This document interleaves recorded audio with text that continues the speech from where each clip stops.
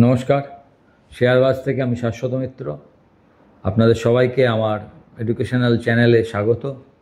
প্রথমেই আপনাদের সবাইকে গুরু নানকজির জন্মদিনে আন্তরিক শুভেচ্ছা, অভিনন্দন ও ভালোবাসা জানাই।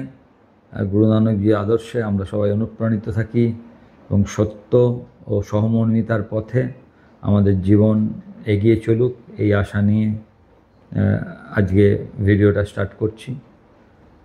প্রথম কথা হচ্ছে, ভিডিওটা আজকে করলাম, দেখুন আজকে ছুটির দিন। ছুটির দিনে ভিডিও করার ব্যাপার হচ্ছে, মার্কেটের নিয়ে কিছু বলার নেই যে মার্কেট কীরকম চলছে। আগের দিনই আপনাদের ব্যাখ্যা করেছি, মার্কেট ক্রমশ নিচের দিকে আসছে। একটা কারেক্টিভ মোডে মার্কেট যাবে কি যাবে না, একদম তার থ্রেশহোল্ড পয়েন্টে রয়েছে। কারণ 600 সামান্য নিচে মার্কেট বন্ধ করেছে, 597। তো আমরা বলি সামান্য নিচ মানে দুদিকেরই চান্স আছে, মার্কেট কি করবে, মার্কেট ডিসিশন নিতে পারছে না। একদিকে রয়েছে এফআইআর প্রবল বিক্রি, যদিও লাস্ট দিনে একটু কম, মাত্র 1000 কোটির কিছু বেশি বিক্রি করেছে, কিন্তু অন্যান্য দিন টানা বিক্রি করছে। সবচেয়ে বড় কথা, টাকার দাম যেভাবে পড়ছে এবং ডলার ইন্ডেক্স যেভাবে 100-র কাছাকাছি চলে যাচ্ছে, আমরা বলি ডলার ইন্ডেক্স বেড়ে যাওয়াটা ইমার্জিং মার্কেটের পক্ষে খারাপ। তো এই সব নিয়ে মার্কেটটা একটা ক্রিটিক্যাল জাংচারে পয়েস্ট হয়ে রয়েছে, ক্রিটিক্যাল জাংচার। দেখা যাক মার্কেট কোন দিকে যায়। আজকে মার্কেট ছাড়াও আমরা আমাদের যে হোল্ডিং, আমাদের সবচেয়ে বড় কথা হচ্ছে যে মার্কেট যাই হোক না কেন, দেখবেন মার্কেট যখন বাড়ছিল তখনও আমরা একটা আলোচনা করছিলাম যে মার্কেট বাড়ছে কিন্তু আমাদের পোর্টফোলিও বাড়ছে না, এবং একটা ইনভেস্টারের পক্ষে তার পোর্টফোলিওটাই সব কিছু। কিন্তু পোর্টফোলিও হোল্ড করবার না কিছু মেন্টাল ব্যাপারও আছে, যেগুলোকে আমরা হয়তো খুব একটা গুরুত্ব দিই না। কীরকম হয় জানেন, একটা পোর্টফোলিও আমি তৈরি করেছি, তার কোনো শেয়ার হয়তো পড়ছে, কেনার পর আমাদের একটা আইডিয়া আছে, কেনার পরই মার্কেট পড়ে যায়, দাদা কি হচ্ছে না হচ্ছে, যাই হোক পড়ে হয়তো 30% তার লস হয়ে গেছে। এবার আমি ভাবছি কি হবে, আমার অলরেডি টেনশান, এখন দামে যেতে পারলেই আমি খুশি, এরম একটা অবস্থা। আর লাভের কথা আমি চিন্তাও করছি না, 30-40% চলে গেছে। কি করব, এখানে বেচে দেবো, অন্য স্টকে সুইচ করে যাব, না এটাকেই চালাবো, না এখানে আরও অ্যাভারেজ করব, নানা রকম চিন্তা মাথায় আসে। কিন্তু মুশকিল হয় যখন এই শেয়ারটাই আবার উঠতে যে দামে কিনেছি সেই দামের কাছে আসে, তখন মনে হয় নে এই এসে গেছে, আবার তো 40% লস ছিল, এখানে আমি বেরিয়ে যাই। কিন্তু আমরা ভুলে যাই যে এই যে শেয়ারটা যেটা আমি কিনেছি, তার যদি গুণগত মান, তার যে কারণে আমি কিনেছিলাম সেটা যদি ঠিক থাকে, তাহলে যেটা সে পড়েছিল সেটা তো এটা সে খালি কভার করেছে, এরপরেই তার রিয়েল ওপরে ওঠাটা শুরু হবে, কিন্তু সেটা অবধি আমরা হয়তো দেখতে পারি না। তো এই কারণে পোর্টফোলিওতে আমরা একটা কথা সবসময় বলি, দেখবেন আমি প্রায় আপনাদেরকে বলি যে শেয়ার বাজারে যারা ইনভেস্টার তারা টাইমিং করতে যাবেন না। মানে কি এটাই একদম লোয়েস্টে নিচ্ছি, এটা হবে না। এটা যদি হয় তো লাখের জোরে হবে। তো আপনাকে প্রতিটা ডিপস, আপনার যদি যে শেয়ারগুলো আপনার চেনা থাকবে, সাধারণত ইনভেস্টারদের জন্য কি হয়, আপনাকে আগে শেয়ারটা আপনি চয়েস করে নিন যে এই শেয়ারের দিকে আমার চোখ আছে, this are the good script, এর ব্যবসা ভালো আছে, এই করছে, এই শেয়ারগুলো আমি আমার দামে এলে নেব। এখন আপনার দাম আপনি ফিক্স করেছেন সব কিছু দেখে, তার কি ইনকাম হতে পারে, কত মাল্টিপল দেয়া যায়, তার আপনার কর্পোরেট গভর্নেন্স কেমন আছে, তার ডেপ্ট আছে কি না, যা আমরা দেখি মেনলি, তার ওয়ার্কিং ক্যাপিটাল কেমন, ওয়ার্কিং ক্যাপিটালে ইয়ে হচ্ছে কি না, সে টাকাটাকে ভালোভাবে মার্কেটে খাটাতে পারছে কি না, সিএজিআর ঠিকঠাক আছে কি না, এইসব দেখে নিয়ে আপনি কোনো স্টক ধরুন দেখলেন, দেখার পর আপনি চেষ্টা করবেন যে সেই স্টকটা আপনার দামের থেকে আসা অবধি আপনি ভেবেই নেবেন না যে এর থেকে আর নিচে পড়বে না। এই যে মেন্টাল সেটআপটা আমাদের, আমরা ভেবে নিই যে আমি যে দামে নিচ্ছি তার থেকে আর নিচে যাবে না, যখন নিচে যায় আমি মেন্টালি অনেকটা আগের থেকে উইক হয়ে পড়ি। মনে হয় যে না, আমার মনে হয় নেওয়াটা ঠিক নেই। না, আপনার নেওয়াটা ঠিক আছে। মার্কেটের একটা অদ্ভুত অভ্যেস আছে, কি অভ্যেস জানেন, মার্কেট যখন ওপরে চলে তখন সেটাকেও এক্সাগারেট করে, মানে হাইটাকেও এক্সাগারেট করে। আপনি ভাবলেন এই শেয়ারটা 300 টাকায় গেলে বেচে দেবো, আপনি 300 টাকায় বেচে দিলেন, দেখলেন সেটা 450 অবধি গেল। তা 300 টাকা হচ্ছে খুব রিজনেবল, খুব ভালো ভ্যালু, আপনি সেটা ভেবেই বেঁচেছেন। কিন্তু এই বুল মার্কেটের সময় যেন ওপরের দিকে এক্সাজারেট করে, একইভাবে বিয়ার মার্কেটে আপনি ভাবলেন এই শেয়ারটা এরকম আছে, মার্কেট খারাপ হচ্ছে, এটা আমি এই 10-এর মাল্টিপল পেলে এখানে খুব ভালো দাম আমি নেবো, সেটা হয়তো 10-এর মাল্টিপল 200 টাকা আপনি নিয়েছেন, দেখলেন ওটা হয়তো 120 টাকায় চলে এসছে। কারণ মার্কেট যখন পড়ে তখন কিন্তু মার্কেট পড়াটা বিশেষ করে প্যানিকে হয়, অনেকটা প্যানিক যে আমি আর কিছু দাম পাবো না, যা আছে সেটা বেচে টাকাটা তুলে নিই। তো সেখানে আর কেউ তখন ভ্যালুয়েশন দেখতে যায় না, তখন ভ্যালুয়েশন নিচে আসে, কিন্তু ওগুলো আরও ভালো নেওয়ার জায়গা, কিন্তু আমরা ওটা ভুল করি। আমরা ভাবি কি আমাদের চয়েসটা হয়তো ভুল হয়েছে, আমাদের এখান থেকে বেরিয়ে যাওয়া উচিত, যেটুকু লস হয়েছে হোক, থাক, আমরা এখান থেকে বেরিয়ে যাই, পরে দেখা যাবে কি হচ্ছে। কিন্তু আমার কথা হচ্ছে, আপনি যখন কোনো শেয়ার বাছবেন, বাছার আগে খুব ভালো করে চিন্তা করুন কেন শেয়ারটাকে নেবেন। প্রথমে কি দেখবেন, কেন শেয়ারটাকে আপনি নিচ্ছেন। শেয়ারটা নেওয়ার আগে ফার্স্টে আপনার দেখতে হবে যে সেক্টরের শেয়ারটা, সেই সেক্টর কীরকম চলছে, তাতে এফআই লগ্নি কী ধরনের আছে।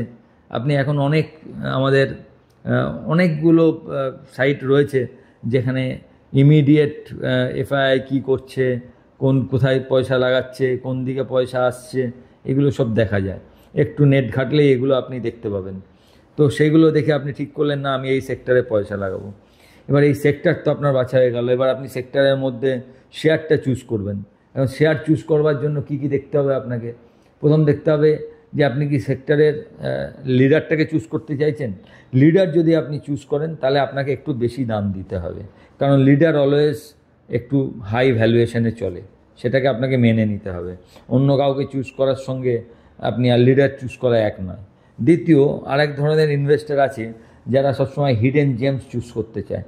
হিডেন জেমস চুজ করার একটা রিস্ক আছে। হিডেন জেমস যদি আপনার রাইট পড়ে, সেরকম জন্য আপনি ইনকামটা আপনার পার্সেন্টেজে হবে না, it will be a multiple income, মানে কয়েক মাল্টিপল বাড়তে পারে। যেরকম ধরুন, আমি আপনাদের কিছুদিন আগে 2-1টা শেয়ার দিয়েছিলাম, স্ট্যালিয়ান বা সিগমা, যেগুলো নামগুলো কেউ হয়তো জানে না, খুব অল্প দামে আপনাদের আমি বলেছিলাম। এর আগেও আপনাদের আরও একটা শেয়ার বলেছিলাম প্রায় 100-150 টাকায়, ওটাও ওই কেমিক্যালের স্টক, নামটা মনে পড়ছে না এই মুহূর্তে, সেটা প্রায় অনেক বেড়েছে। বা ধরুন এই যে রেলের শেয়ারগুলো দিয়েছিলাম, ইরকন, আইআরএফসি 30 টাকা, 40 টাকা, আরবিএনএল 35 টাকায়। তো এগুলোর মুশকিলটা কি জানেন, এগুলো ক্লিক করে গেছে, আপনারা বহুগুণ দেখেছেন, এগুলো বহুগুণ বৃদ্ধি পেয়েছে, ভেরি গুড। কিন্তু যদি ক্লিক না করতো সেক্ষেত্রে কি টাকাটা আপনাকে অনেক দিন ঝুলিয়ে রাখতে পারতো, বা এখান থেকেই হয়তো দেখা গেল আর নিচেই চলে গেল, 30 টাকা থেকে 10 টাকা হয়ে গেল, আপনি আর কিছু পেলেন না। কিন্তু হিডেন জেমসের ওই একটা রিস্ক আছে যে এ তো পরীক্ষিত শেয়ার নয় না, এ তো আগে এর ম্যানেজমেন্টকে আপনি দেখেননি, এ কী কাজ করেছে আপনি দেখেননি, এর গভর্নেন্স কতটা ভালো আপনার জানা নেই, আপনি খালি এর কিছু ম্যাট্রিক্স দেখে আপনার মনে হচ্ছে এটা ভালো হবে। যেরকম ধরুন আমি যখন জেন বলেছিলাম, 200 টাকা দাম ছিল মাত্র, যে কি করে না ড্রোন বানায়, আমার মনে হয়েছিল ড্রোন বানায়, মোটামুটি দেখলাম নামগুলো ঠিকঠাক আছে, খুব একটা ডেপ্থ নেই, কোম্পানিটা ড্রোন বানায়, ড্রোন তো আগামী দিনের জিনিস, চলতে পারে। 200 টাকা থেকে চলে গেল 3000 টাকা, প্রায় 2600-2800 টাকা হাই করেছিল। তো এইভাবে আপনি চয়েস করতে পারেন, কিংবা আপনি একদম মার্কেট লিডারকে নিতে পারেন। আপনি এফএমসিজি কিনবেন, আপনি হিন্দুস্তান লিভার কিনলেন, কিংবা আইটিসি কিনলেন, কিংবা ডাবার কিনলেন, কিংবা নেসলে কিনলেন, আপনার কোনো টেনশন নেই। আপনি জানেন ঠিক আছে, আমার অত দরকার নেই, I just want to beat the market, মানে ব্যাংককে আমি বিট করতে চাইছি, 8-9% ব্যাংক আমাকে দিচ্ছে, আমি 14-15% হলে আমি ভেরি হ্যাপি। আমি জানি যে 16%-এ CAGR যদি আমি বাড়াতে পারি তাহলে আমি ওয়েলথ ক্রিয়েট করতে পারবো। সেক্ষেত্রে আপনি শুধু আপনার পোর্টফোলিও বানানোটা কমপ্লিটলি আপনি কি ভাবছেন তার উপর ব্যাপার হচ্ছে। ভাবনাটা আবার কীরমভাবে আসবে, অনেকটা আপনার বয়সটা একটা ফ্যাক্টর। 20, 25, 30 বছর বয়সে আপনারা যারা পোর্টফোলিও বিল্ড করছেন, অবশ্যই তারা একটু রিস্কটা বেশি নিতে পারেন, কারণ আপনার আর্নিং টাইম, মানে আপনি তো রোজগার করে যাচ্ছেন, এই রোজগারের সময়টা অনেকটা বাকি আছে। যদি একটা দুটো ফ্লপও করে, আপনার রোজগার আপনাকে সেই জায়গাটা পুষিয়ে দেবে। কিন্তু যিনি 50, 55 বা 60 বছরে পোর্টফোলিও বিল্ড করছেন, তার কাছে কিন্তু রিস্ক নেওয়ার চান্স কম। কারণ তার যদি একটা ফেল হয়, তার তো এখন আর চলতি রোজগার নেই। তিনি হয়তো রিটায়ার্ড, তিনি হয়তো পেনশন পান, কিংবা হয়তো এককালীন টাকা পেয়েছেন, তার ওপর তাকে চলতে হবে। সেক্ষেত্রে তার অনেক বেশি স্টেডি শেয়ারে যাওয়া ভালো বলে আমার মনে হয়। কিন্তু আপনারা যারা কম বয়সী আছেন, তারা একটা মিক্স রাখবেন। 50% স্টেডি ভালো শেয়ার নিয়ে, বাকি 50 বা 60%ই ভালো শেয়ার নিলেন, 40% এইরকম একটু হিডেন জেমস, যেগুলো অনেক গুণ আপনাকে রিটার্ন দিতে পারে, সেই সব শেয়ারের দিকে আপনি চুজ করবেন। সেক্ষেত্রে কি হবে, আপনার যদি এই যে কটা, ধরুন আপনি 40%-এর মধ্যে 8টা স্টক চুজ করেছেন, তাতে 3টে স্টকও যদি ক্লিক করে না, তাহলে আপনার পোর্টফোলিও কিন্তু একটা হিউজ রিটার্ন দিয়ে দেবে। সুতরাং সব কিছু আপনার গোলটা কি। আবার অনেকে আছেন বয়স কম, কিন্তু তারা কোনো রিস্ক নিতে চান না। তারা বলছেন না, আমার রিস্কের দরকার নেই, আমি ওরমভাবে পয়সা চাই না যে হঠাৎ কিছু হয়ে যাক, আমি চাই একটা সিস্টেমেটিক ওয়েতে সোজাভাবে আমি রোজগার করব।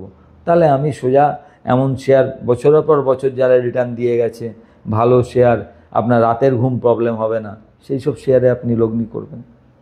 সুতরাং লগ্নির যে অনেক রকম ধাপ আছে, মানে আপনি যে কোনো শেয়ার হট করে চুজ করে নিলেন তা নয়। প্রথম কথাই হচ্ছে, লগ্নির জন্য আপনি শেয়ারটাকে আগে আপনাকে বেছে রাখতে হবে, তারপর মনে করতে হবে কোন দামে এলে আপনি নেবেন। যে দাম চলছে সে দাম যদি আপনার মনে হয়, তাহলে ঠিক আছে। বা অনেকে আরেকটা কাজ করে, লগ্নিতেও এসআইপি করে। যে দাম চলছে সেখানে আমি 10% নিলাম, 5% পড়লে আরও 10 নেবো, যদি 10% পড়ে আরও 20% নেবো। ধরুন আমি 100টা শেয়ার নেবো, এখনই আমি 10টা নিলাম, 5% পড়লে আরও 10টা নেবো, আর যদি 10% পড়ে যায় আরও 20টা নেবো। এরম করে করে আমি 100টাই যাব। তাহলে কি হলো, আমার শেয়ার একটা ভালো অ্যাভারেজে এসে গেল। তো এরম নানা রকমভাবে আপনি আপনার লগ্নিটাকে সাজাতে পারেন। তো এখনই এই লগ্নির সময়, যদি এখান থেকে মার্কেটে ধরুন আমাদের ট্রেড ডিল হয়ে যায়, তাহলে মার্কেট একটা সুন্দর একটা রান দেবে। তার আগে যারা একটা পোর্টফোলিওকে তৈরি করতে চাইছেন, আমার মনে হয় এই ভিডিওটা তাদের কাছে অনেক কাজে লাগবে। ভালো থাকবেন। ভিডিওটা ভালো লাগলে একটু লাইক, শেয়ার, এবং যারা প্রথমবার দেখছেন সাবস্ক্রাইব করবেন। নমস্কার।